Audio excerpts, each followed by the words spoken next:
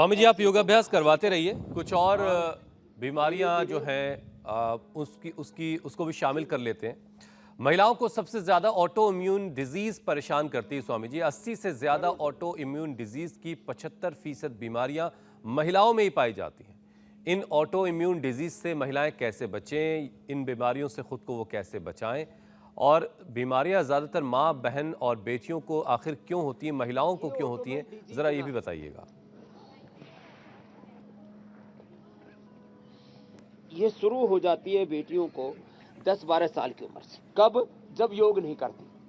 अब जैसे ये बेटियां, आप इनको जिनको कुश्ती करते हुए देख रहे हैं, आज बहुत दिनों के बाद में गुरुकुल में आया, मैंने देखा ये बेटियां तो जब आई थी छोटी छोटी थी, अभी इतनी बड़ी बड़ी तगड़ी तगड़ी पहलवान पूरी मल्ल तैयार हो गई है और मल्ल युद्ध कर रही है।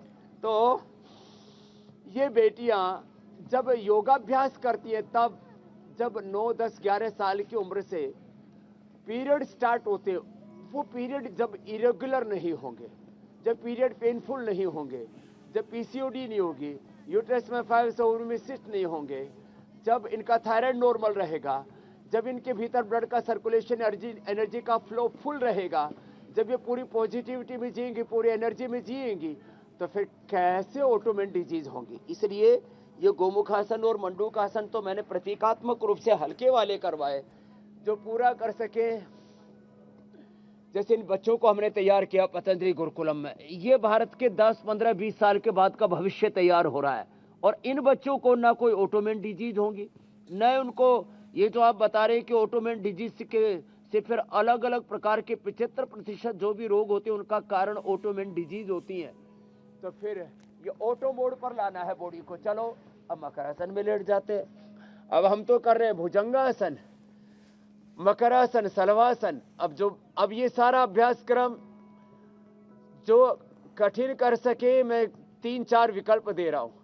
जो कठिन कर सके वो तो कठिन कर लेना, जो खेल सके तो खेल कूद, और कुश्ती से लेकर के, कबड्डी से लेकर के, धरती से लेकर के आसमान तक, अब कहां बेटियां टंगी हुई है। तो ये जिसके जो सामर्थ्य में हो उतना कर लें, ज्यादा ना हो तो मकरासन, भुजंगासन, सलवासन तो कितना सहज है, इसी को कर लें। तो फिर ऑटोइम्यून डिजीज के लिए ये भुजंगासन यदि 100 बार कर लें, भस्त्रिका प्राणायाम 5 से 10 मिनट, कपालभाति 15-20 मिनट, अनुलोम विलोम 15-20 मिनट।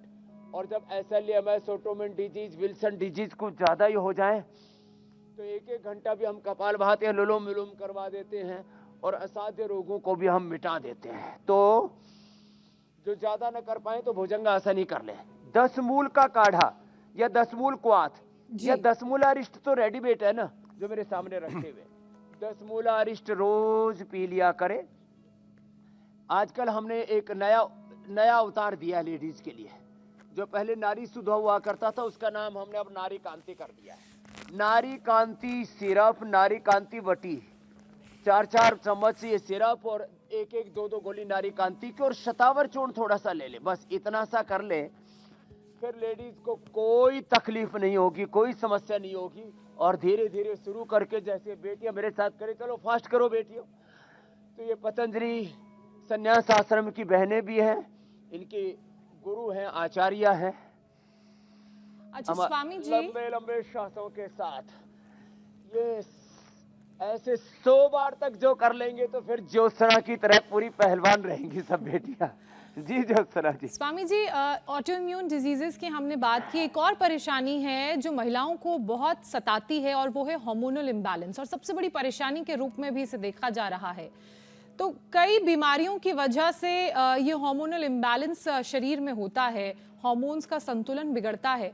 तो क्या करें कि जो बिगड़ा हुआ हार्मोन्स का संतुलन है वो ठीक हो जाए, और सबसे पहली बात बिगड़े ही ना? कौन कौन से योगाभ्यास करने चाहिए?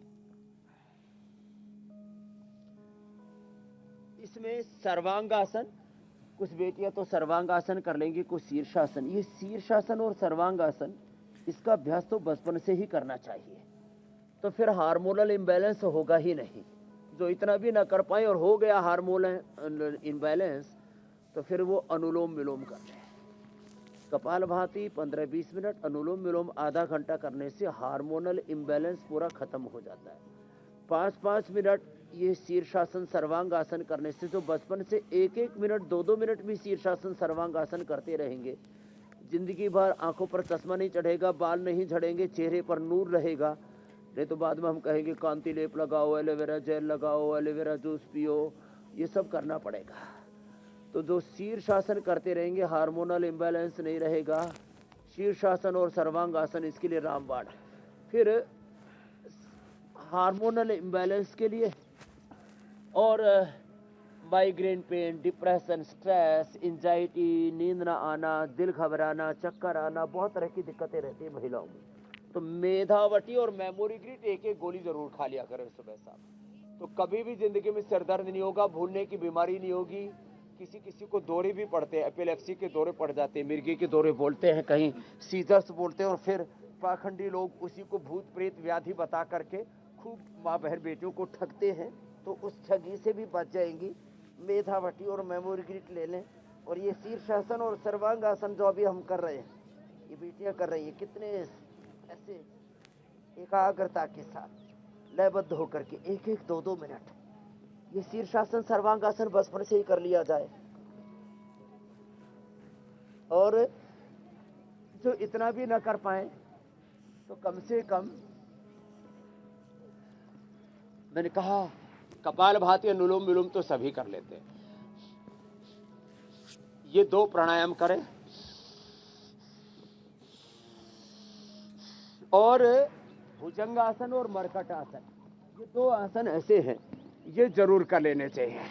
तो फिर न तो कोई हार्मोनल इम्बैलेंस होगा और फिजिकल, मेंटल, इमोशनल इम्बैलेंस भी नहीं होगा, सब कुछ बैलेंस्ड रहेगा। योग से यही तो होता, मैं कहता हूँ कंप्लीट एक्सप्रेशन। 90 से 99% हमारी शक्ति अप्रसुप्त अवस्था में होती है। योग से हमारा शरीर बल, इंद्रिय बल, मनोबल, आत्मबल, बुद्धि बल, सब प्रकार का बल, सामर्थ्य बढ़ता है। न योगात परम बलम, न योगात परम धनम, न योगात परम सुखम। Complete expression, complete balance, complete rejuvenation, complete divine transformation होने लगता है। जीवन का दिव्य रूपांतरण योग के द्वारा घटित होता है। तो हार्मोनल इम्बैलेंस से लेकर स्वामी के जी आज बड़े बड़े बॉक्सर आए हुए हैं आपके यहाँ। असंतुलन योग से मिटेंगे मेरी बहन। अभी बिल्कुल क्लोज फ्रेम में। जबरदस्त हाँ, जबरदस्त। ये सारा नजरिया इसलिए दिखा रहा हूँ, ऐसा भारत हम देखना चाहते हैं।